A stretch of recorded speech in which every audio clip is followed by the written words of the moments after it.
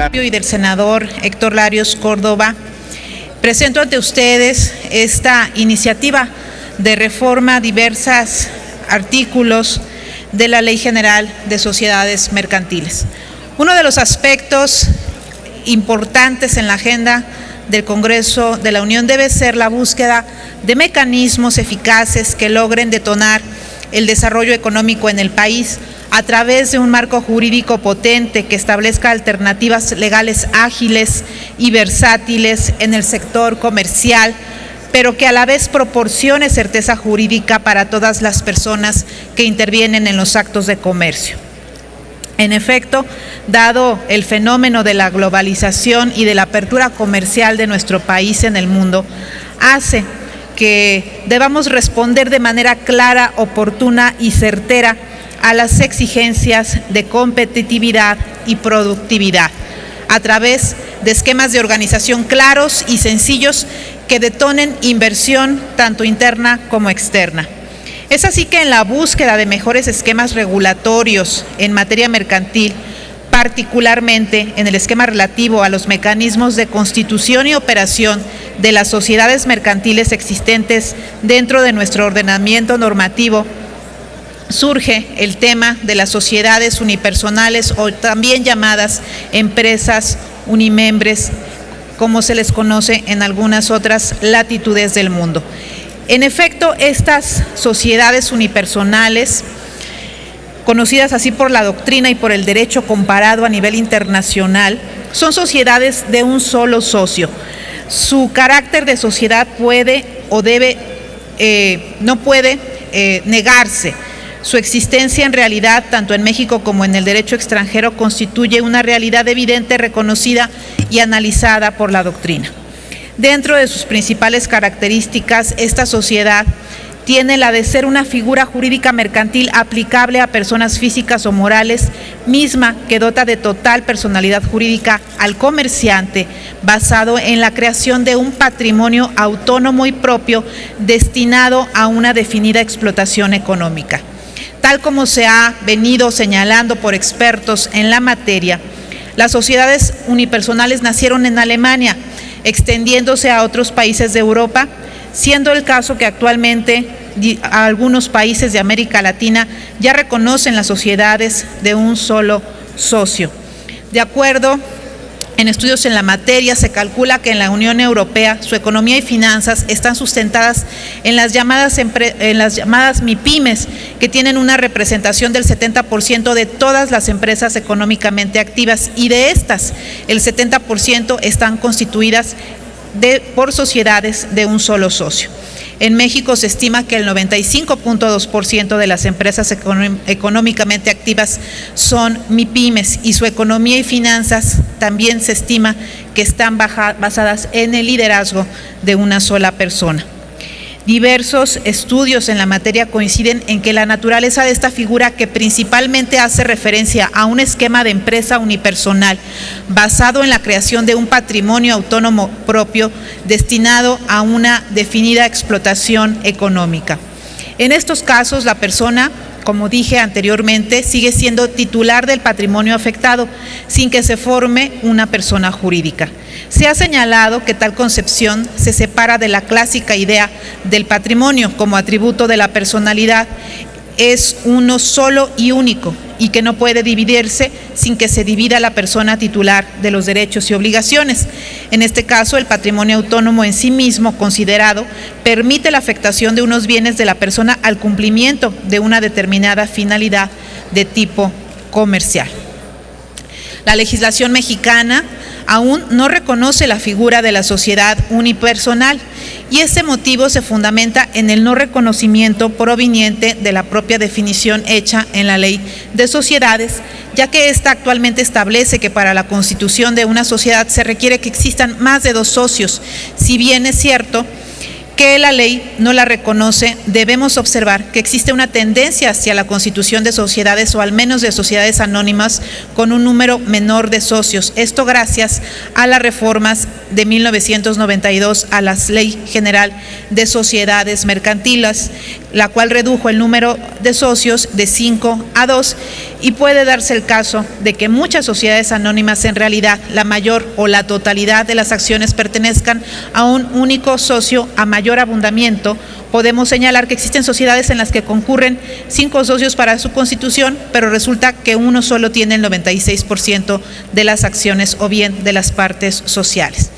Este panorama crece a medida que las sociedades en su capital son más pequeñas, es decir, a las MIPYMES. Cabe señalar que en los países donde su legislación contempla las sociedades unimembres o unipersonales, este tipo de figuras pueden llegar a conformarse cuando se haya creado de forma inicial como sociedades unipersonales o bien cuando, siendo pluripersonales, la totalidad de las acciones haya pasado a un solo socio ante el cual se convierte en único propietario. Al respecto,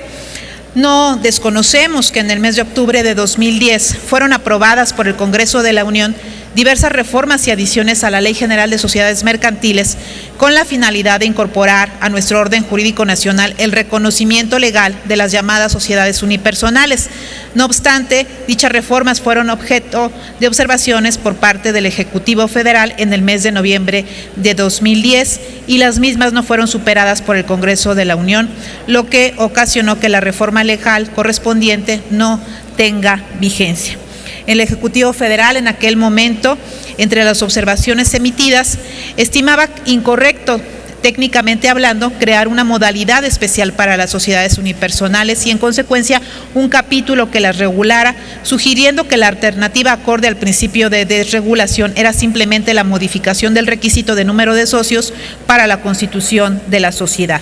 Se observaba también la necesidad de establecer al mismo tiempo que todas las referencias empleadas por la Ley General de Sociedades Mercantiles en el sentido de utilizar socios o miembros, en su caso accionistas, se entenderían aplicables al socio único en el caso de unipersonalidad. Pero a pesar de estas observaciones y a pesar de estas reflexiones, el propio Ejecutivo Federal en aquel momento reconocía en las mismas la utilidad y conveniencia de esta figura mercantil, por lo que el motivo principal de las objeciones realizadas versaban sobre la forma en cómo se había constituido esta figura, es decir, observó la inconveniencia de constituir una modalidad especial para las sociedades unipersonales,